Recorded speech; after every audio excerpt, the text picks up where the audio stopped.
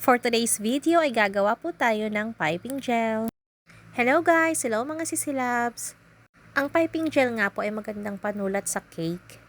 Kaya tara samahan niyo akong gumawa. 1/2 cup refined sugar at 1/2 cup tap water.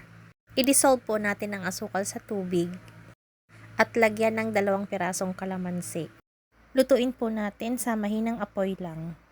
Inalis ko po ang buto ng kalamansi.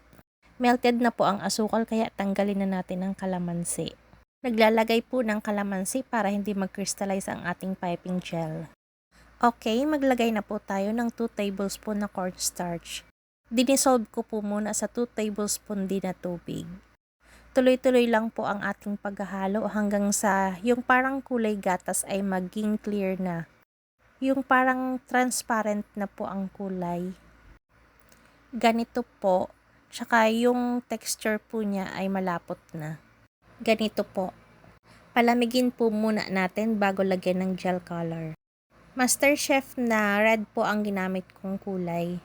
Kahit anong brand po pwede naman. Mabilis lang naman kasing kulayan ng piping gel. Actually gusto ko po ang ganitong piping gel na pangsulat sa cake kasi hindi po siya nagbi-bleed. Ang ganda 'di ba?